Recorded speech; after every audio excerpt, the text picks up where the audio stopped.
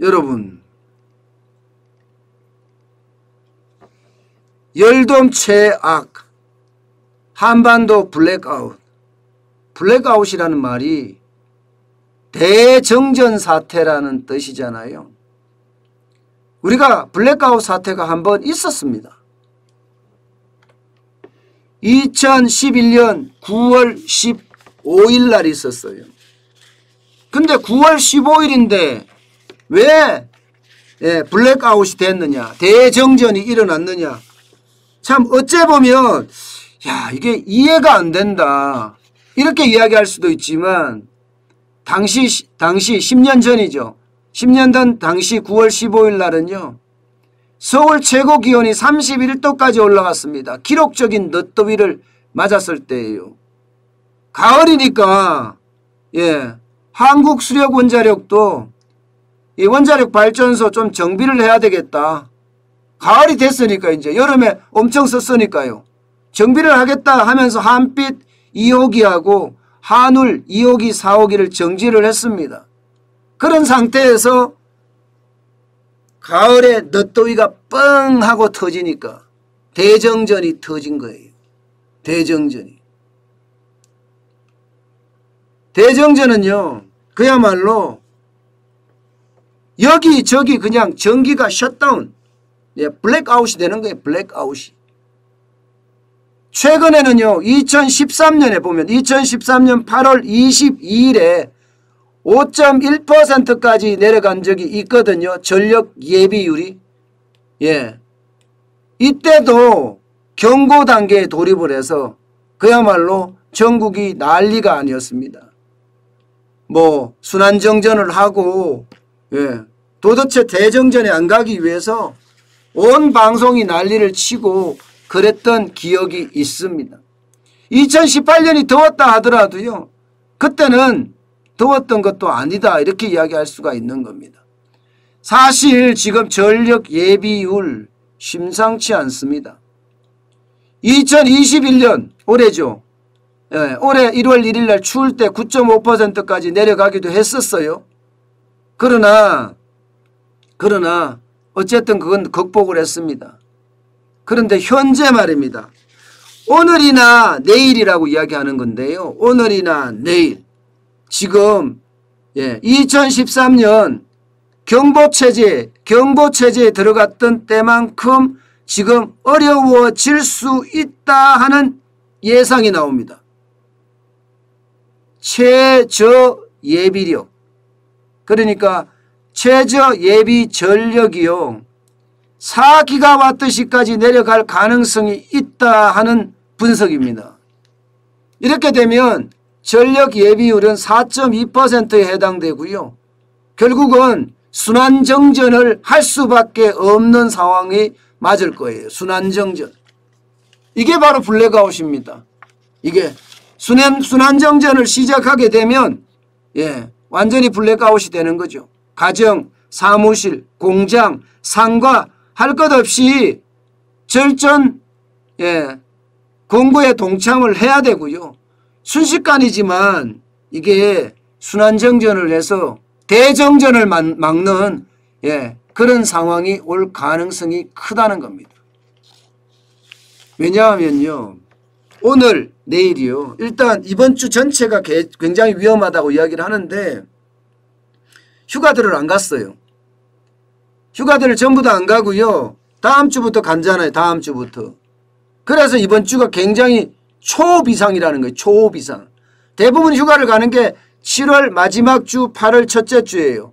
그래서 전력이 가장 위험한 시기도 7월 셋째 주와 8월 둘째 주입니다. 항상 7월 셋째 주와 8월 둘째 주가 위험 시기였습니다. 그만큼 지금 상황이 심각하다는 이야기고요. 아직 휴가를 안 갔기 때문에 사무실은 사무실대로 다 돌아가고요. 공장은 공장대로 지금 다 돌아간다는 거예요. 여기에다가 재택근무를 하기 때문에 많은 사람들이 집에서 에어컨을 다 돌린다는 겁니다. 이게 한꺼번에 몰리는 시간이 오후 시간대, 오후 2시부터 4시까지라고 이야기합니다.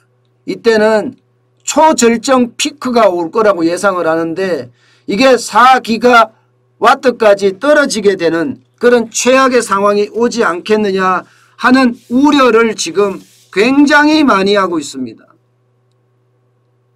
여러분, 이것은 어째 보면요, 정부가 자초한 겁니다. 자초한 거. 왜 탈원전에 가서 탈원전에서 다 망쳐놓는다고요. 여러분도 알다시피 지금 신한울 1호기는 다 지어졌어요. 원자력안전위원회가 허가만 해주면 언제든지 돌릴 수 있었습니다. 벌써 15개월 전에 완공을 했단 말입니다. 그런데 원자력안전위원회가 이런저런 핑계를 대가면서 운영 허가를 내주지 않았습니다. 이런저런 핑계가 진짜 여러분, 제가 이런 표현 쓰겠습니다. 그냥 골 때립니다. 비행기가 거기에다 충돌할 확률이래요. 비행기가 거기다 충돌할 확률. 북한이 거기다 장사정포를 쏠 확률이래요.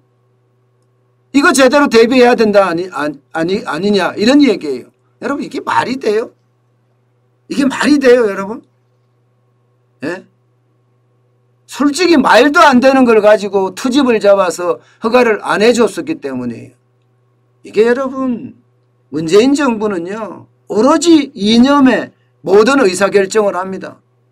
국민의 안전과 국민의 생명, 여기에 관심 없어요. 그만큼요, 여러분, 지금 원자력 발전소 탈원전에서 다 망쳤다는 이야기까지 나옵니다. 산업은 사는 만큼 죽여버리고요.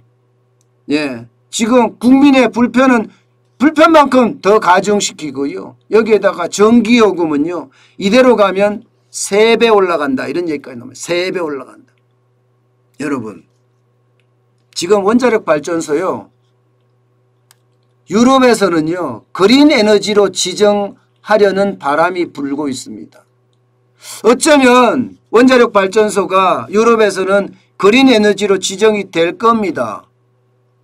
그렇게 되면요, 지금 탄소 제로 시대에 탄소를 어떻게 하면 제로로 만들겠다 하는 게 전 세계의 어떤 흐름 분위기잖아요. 그 시대에 원자력 발전은 어마어마한 대안이 됩니다.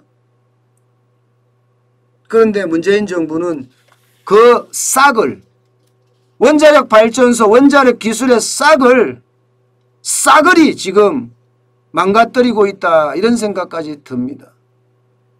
여러분, 그만큼요 지금 전력에 대한 비상사태, 원자력을 다 막아놨으니까 정부도 그렇게 예측했습니다. 정부도 7월 넷째 주, 이게 셋째 주가 아니라 넷째 주로 갔을 때 예비 전력이 4% 남을 수도 있다 이렇게 예상을 했습니다.